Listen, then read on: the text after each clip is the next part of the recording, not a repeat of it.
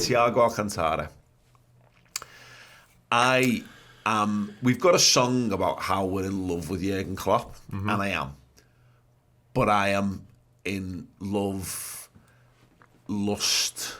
I am just lost in Thiago Alcantara and everything about him, Dan. I don't think I've ever seen a more gifted footballer, and the only one that comes close is, I think, Suarez and like Alonso was great. We've had some great gifted footballers. Yeah. We made that perfectly clear before. People who are super fans of particular footballers, we've had loads, and I've loved them all. But I have never seen such mastery of a football from anyone like I see from Thiago Alcantara. It's a genuine honour to watch him play for them. Yeah, it is, and that is probably the key point there, because he's just out of this world, isn't he, to watch. And we've seen this since day one, really. He's had his critics since he's been at Liverpool for various reasons, and you could argue he didn't really settle in as we'd have liked, but in that first half he played it, the second half he came on against Chelsea, didn't he, for his debut, and he just ran that show, and you thought he had something special then, and just recently he's really, sounds ridiculous, I think he's about 31 to say he's coming of age, but my God, he is a stupid footballer to watch. He's ridiculous. What he can do with a football is just phenomenal, and he does everything with such grace and class, and he was honestly, we've just alluded to there, we were taking the piss at United as fans. He was taking the piss out of Man United as a footballer last night. He was pulling off stuff and just going past people, and just he making simple passes, just making them 10 times harder just because he could and because he fancied it. Yeah. It was just ridiculous to watch him. What he does for us is so important as well, because we talk about breaking lines and stuff like that. Nobody has his vision. Nobody has execution in this side. We're a very good football team, but he brings a whole new dimension to it. It's everything, because people thought his passing, and that's, it's levels above things that I've seen from even the greatest passers in the game. But it's everything. It's to that point. He's dropping shoulders and going past people. He's slaloming past footballers. He's turning men inside and out. He's doing step overs. There was one point where he just rolled the ball with the sole of his feet and took it past the man, and then he's breaking things up. He's slide tackling and winning the ball back, and not just winning it back, starting counter-attacks or getting up and getting on with it. He's and for people who've watched his career, this will come as no shock. I'm sure, but I didn't see him as a kid at Barcelona. I remember his move to Bayern. Man United were very much in for him at the time. I didn't really watch a great deal of Bayern. I don't really remember anything he did in the games when we played them.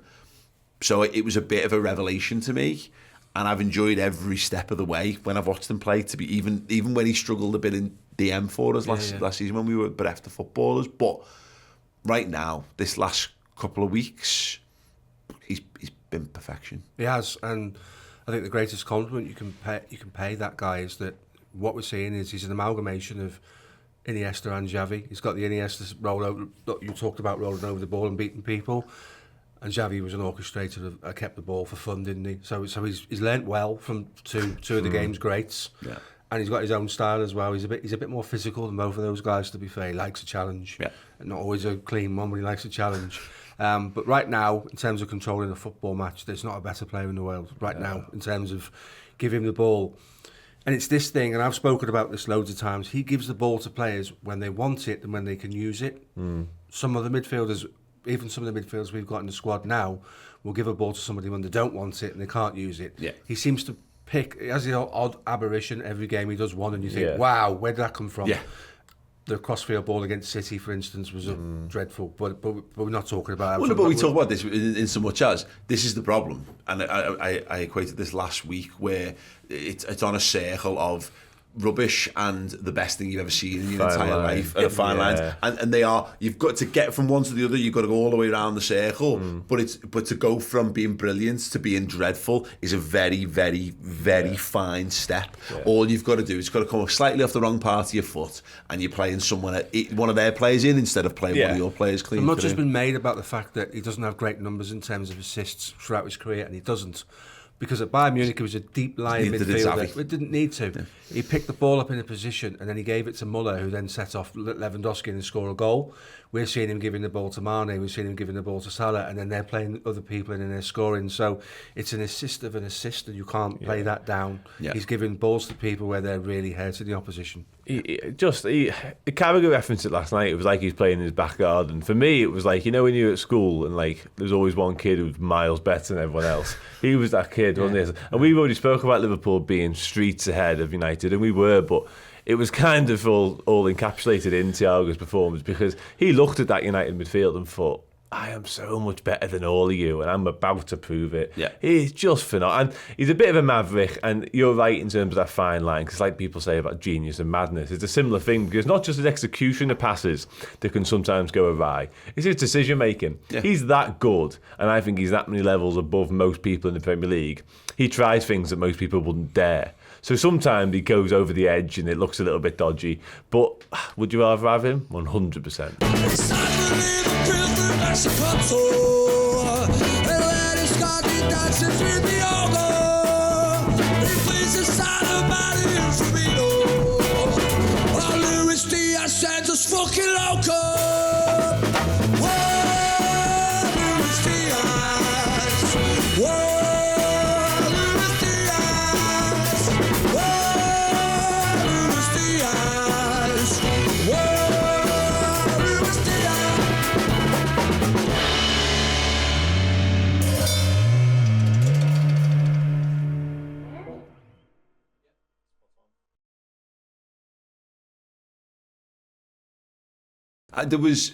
I think when we signed him, I think he was the best central midfielder in the world at Bayern. I know that's where he was at, and of course it's tough because central midfielders, I always find it quite a rare thing, isn't it? Because everyone's like, you're an attacking midfielder, or you're a box to box, you're an 8 or you're a 10 or you're a DM, and his ability to knit it all together, I think is it's unlike a lot. And the people who could think of examples, I think Verratti is a bit of an example of this, of course. And you could argue, in his prime, we never really played him like that. Gerrard had certainly had those kind of attributes to him, and did Bastian Schweinsteiger have a bit of this back in the day? I'd say so. That kind of stuff too. And there are, but when you start to name players like that, you're actually starting to come up with a list of some of the greatest top level as well, aren't they? To play the game, and that's where I arguably I don't think there's a more complete midfielder in the Premier League. I can't attest to world football, but in the Premier League, I look at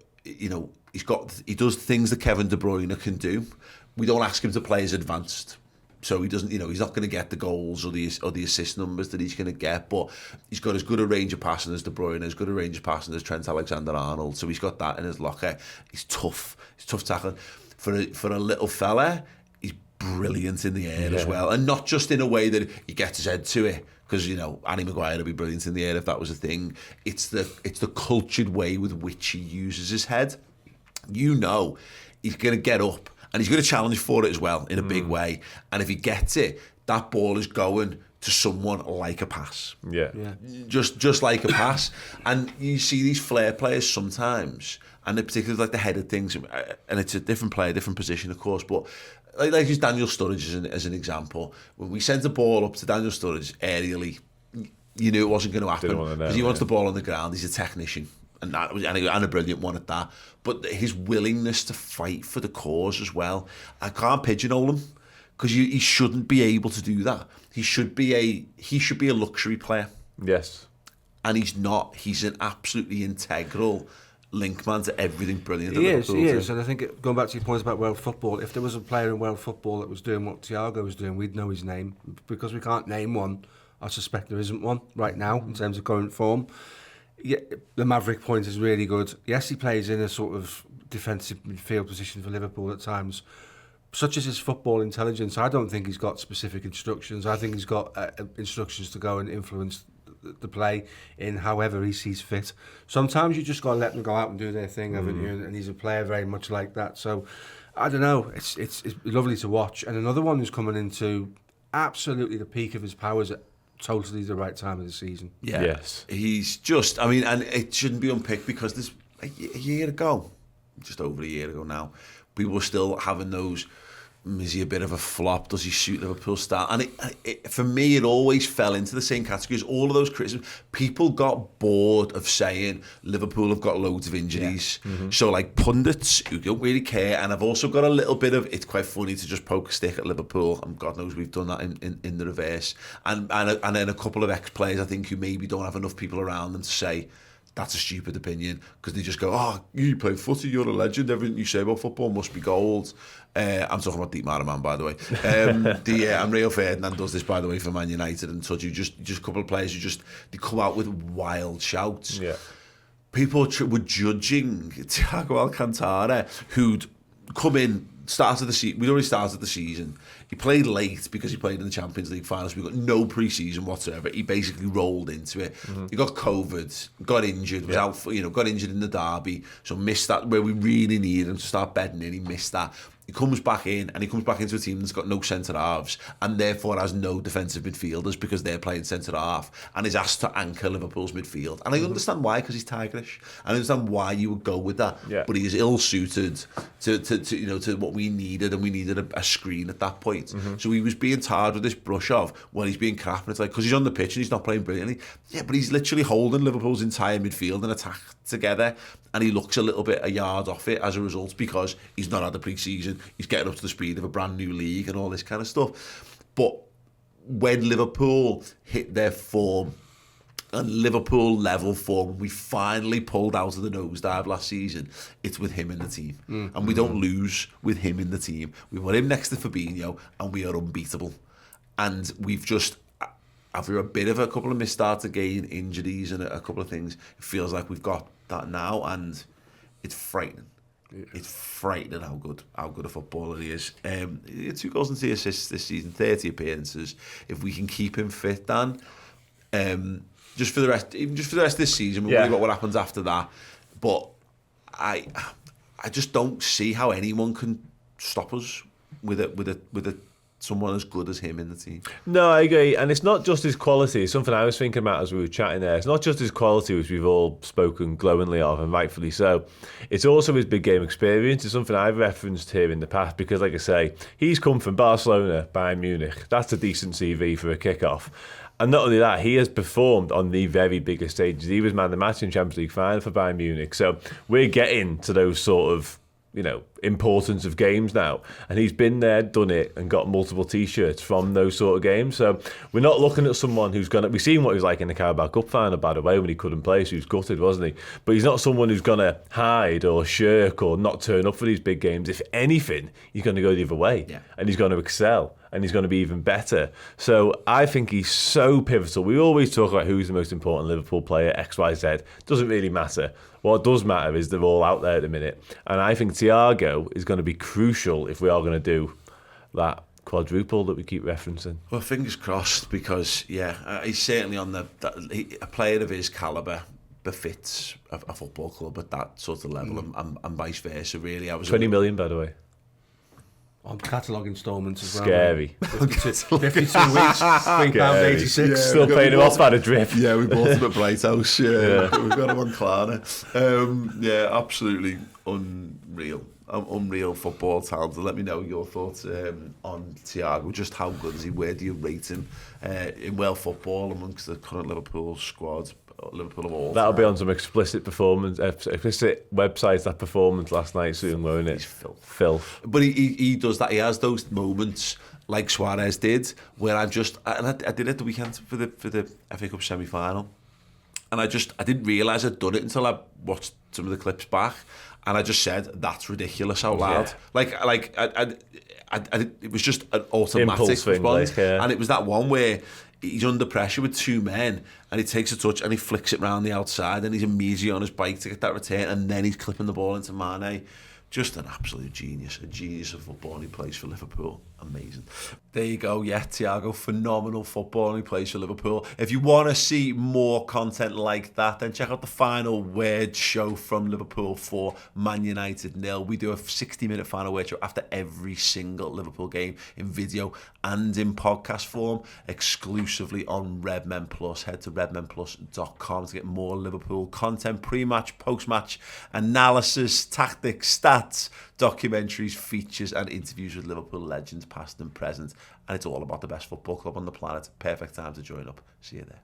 Thank you so much for checking the videos. If you want more from us, then do consider joining Redmen Plus, which funds everything we do here for free on YouTube. But not just that, we're going to give you a whole bunch of incredible Liverpool content in podcast and in video form, extra Redmen TV shows and documentaries, features and interviews with Liverpool legends past and present. Get closer to the city, to the football club that we all love on redmenplus.com. Click the button, head over there now.